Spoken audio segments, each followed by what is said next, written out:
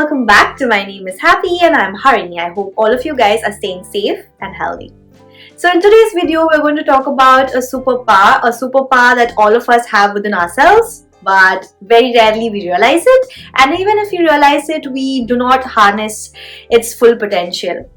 And yes, I'm talking about one of the greatest virtues, which is self-discipline. And if you're watching this video, you are here for a reason. You're here because you want to change. You are here because you want to change or shift your mindset. You're here because you want to become a better version of yourself. And if you're looking for that change or a self-development, then the first step to achieve it is to master self-discipline. But why is it so hard to master this virtue? It is simply because we always attach self-discipline to a routine lifestyle. And when I say routine, your antennas are obviously popping up because you always attach routine to something which is mundane, dull and monotonous. But that's not always the case. Self-discipline is an approach that creates a sense of excitement and purpose in you, that forces you to try out different steps that helps you achieve that ambition or goal that you've set for yourself. So in this video, I'm happy to walk you through some of my experiences with self-discipline. Also, will be sharing a few tips and techniques that might come in handy if you are someone who is struggling to master self-discipline. Before we proceed with this video, if it's your first time here, welcome to My Name is Happy and I am Harini, and I make videos on life, happiness, positivity, wellness, self-development and wisdom. If these are the topics that you want to learn and know more about, then please go and subscribe to my channel and hit the bell icon. Let me start it off with my own story, because I'm an achiever and I'm somebody who is very motivated, very driven, and I really want to make the best use of the life that I have. And that's why I feel I'm always looking for ways and opportunities to put myself out there.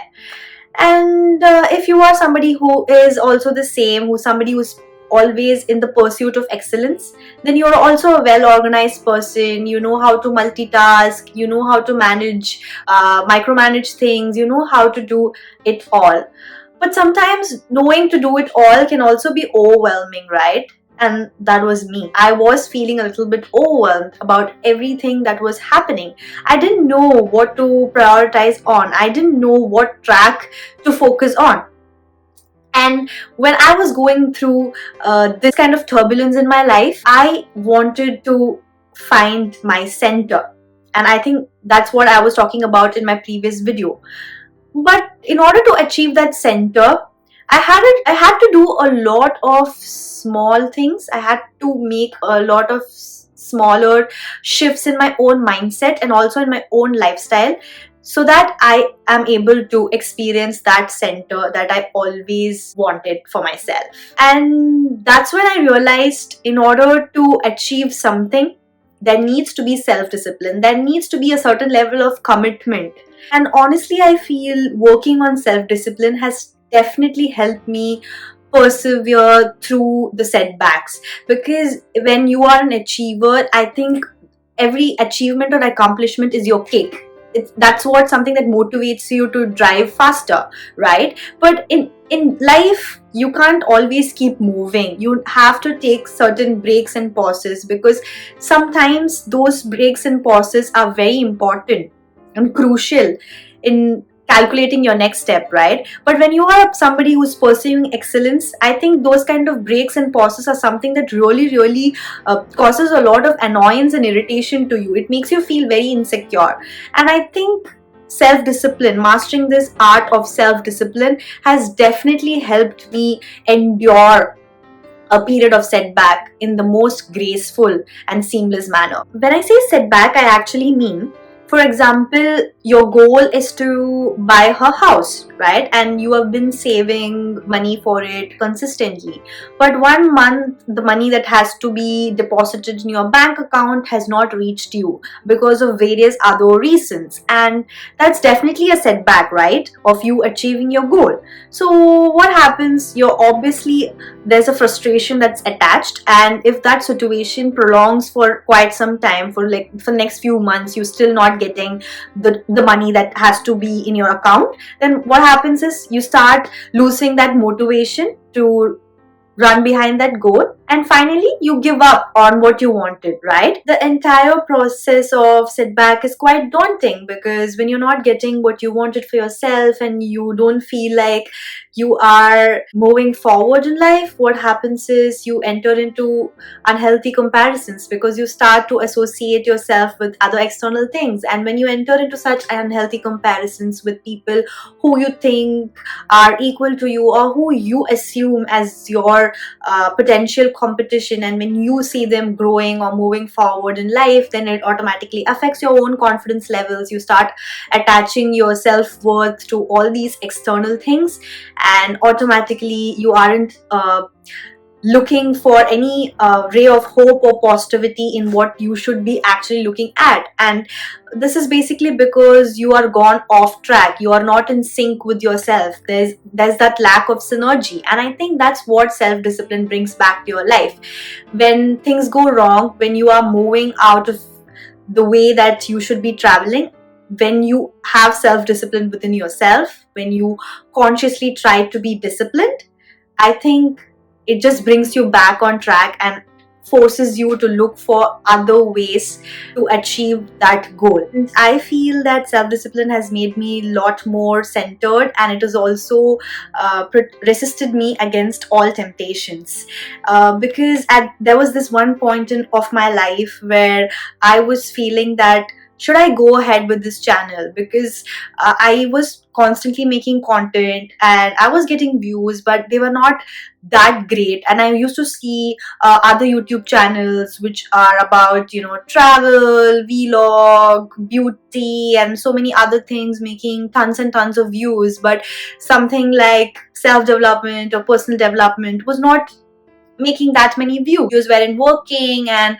my passion was dying, and I could feel it, but I was helpless. I didn't know what to do about it, and that's why I was entering into these unhealthy comparisons, and also wanted to give up on the dream that I set up to myself. But after some time, I kind of realized that this is what I want to do. I am quite different from all of the channels on YouTube, and it's not that I have to exactly do what they're doing. I am unique. I have my unique voice, and I have to keep doing what I am doing in different ways, which the audience will like and get entertained by. And now I'm in this very undisturbed state. I don't care about the views, I don't care about the subscribers, I don't care about the comments that follow. I only care about doing quality work. And when that shift in mindset happened, I was in that state of fulfillment. And because before, when I was making videos, I was not only concentrating on making the video, I was also very worried about how will people look at this video, what will they think, what am I speaking. I was so conscious about so many things. But right now I'm just focused on delivering my message, and I feel that is actually making the video much more authentic and real, and I could really see the difference in views from my previous videos to this. And I feel I'm quite happy and confident in what I am as a person and what content I'm putting forward. And all this was possible only because of that self-discipline that I set for myself. The discipline to keep doing what I'm doing without worrying about the rest, but just giving the best in the present. And so this is my journey of mastering self-discipline. And in this process, there are a few key pointers that I learned, which I think would be very easy for you to also adopt this into your lifestyle. Because for me, I learned it in a very hard way, because I had to trial and experiment. But now I feel this is a very tested method, very tested and very certified, and I would really love to share this with you guys. The first step is to shift your mindset. I personally started appreciating life more, because I feel all of us have very limited time on this planet, and I feel there's no use of wasting time distracting or getting tempted or getting into these unhealthy comparisons. Instead, let's all be more present, more grateful, and make best use of the time that's given to you, and do things that are productive and do things that keep you happy. The second step is to get motivated. Have you ever realized when you have a very exciting or compelling goal for yourself, you hardly need any self-discipline or motivation to do so. Motivation comes from the root word, which is motive, why you are doing something. When you know why you're doing something, I think it automatically fuels that passion in you, and there's very less effort that needs to be taken from your side because you're intrinsically motivated to get to where you want to be. And finding out my why was very simple. I just asked myself this question: why did I start this channel? What was that initial spark that motivated me to start this channel?